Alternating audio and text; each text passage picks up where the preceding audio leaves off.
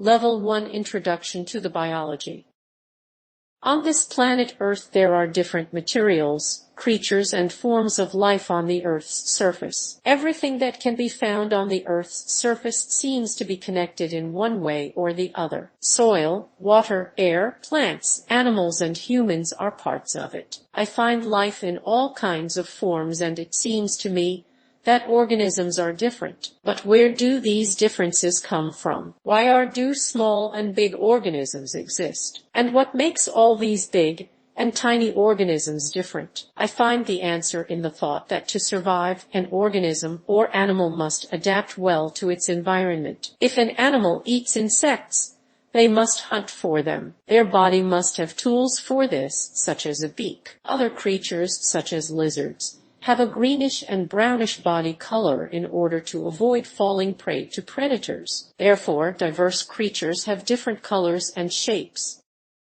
These differences are probably a matter of trial and error, and the winners are those who survive long enough to produce offspring, and their offspring will also go through the same trial and error process. It could only take one generation with one mutation, which provides some survival benefits, in order to make the leap that will ensure the existence of this animal in the population.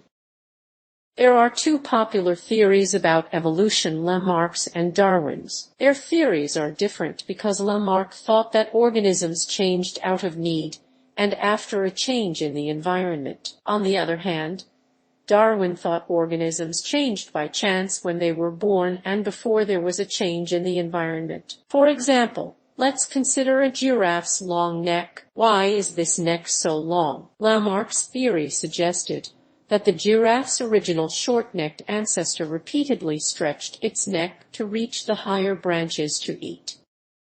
Darwin's theory suggests that a giraffe was born with a longer neck by random chance. Long-necked and short-necked giraffes once existed together, but the long-necked giraffe had an adaptive advantage. Having access to more food allowed the giraffe to live longer and reproduce more, ultimately leading to more long-necked giraffes.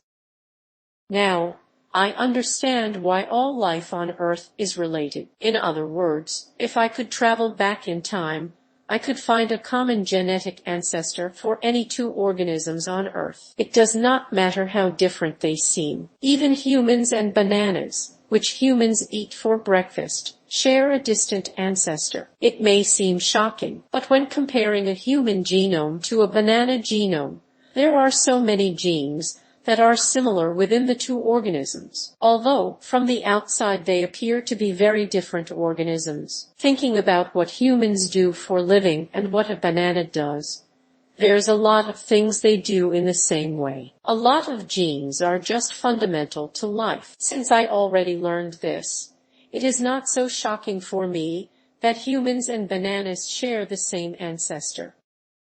An ancestor carries genetic information that is still shared by all of its descendants. A way to showcase relationships of different species to each other is called a phylogenetic tree. These trees can depict hypothetical relationships and traits of organisms, genes, or even proteins. A specific form trying to showcase all living organisms is the tree of life. At the base of the tree trunk lies that ancestor, the first living organism on this planet. Through the evolution of life over the last 3.8 billion years, new species have emerged, resulting in entire lineages of organisms. Every branching point in that tree is a story of remarkable adaptation to an ever-changing world. The goal of the tree of life is try to understand how every species is related to each other. Isn't it fascinating?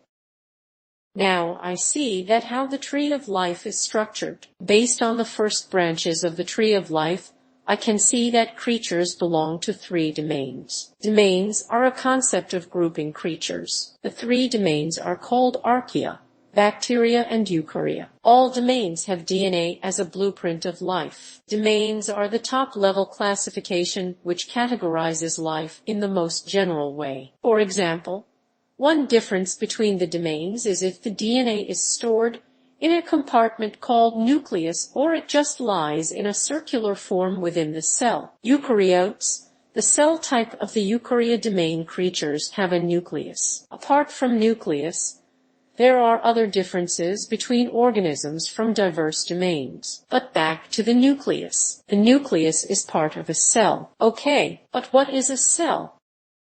Cells are the basic building blocks of all living things. It is the smallest unit that can live on its own, and it makes up all living organisms. A eukaryotic cell has three main parts: the cell membrane, the nucleus, and the cytoplasm. The cell membrane surrounds the cell and controls the substances that go into and out of the cell. The liquid inside the cell is called cytoplasm. Different compartments of the cell are surrounded by this cytoplasm. One of these compartments is the nucleus. The nucleus of a eukaryotic cell is also enclosed with a nuclear membrane, and it contains the majority of the cell's genetic material.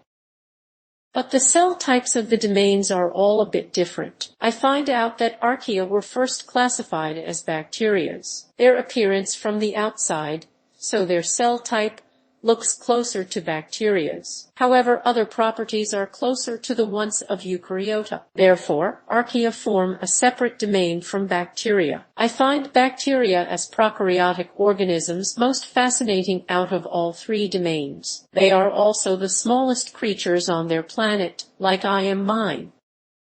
Now it is time for me to learn more about cells types of different organisms. Cells are of two types: eukaryotic, which for example contain their genetic information enclosed by a membrane called a nucleus, whereas prokaryotic do not have their genetic information enclosed. Prokaryotes are single-celled organisms, while eukaryotes can be either single-celled or multicellular. Moreover, eukaryotic cells have membrane-bound organelles, and the cell size is from 10 to 100 micrometers, whereas prokaryotic cell size is smaller, from 0.1 to 5 micrometers. Wow, if they are so small, how can I look at them?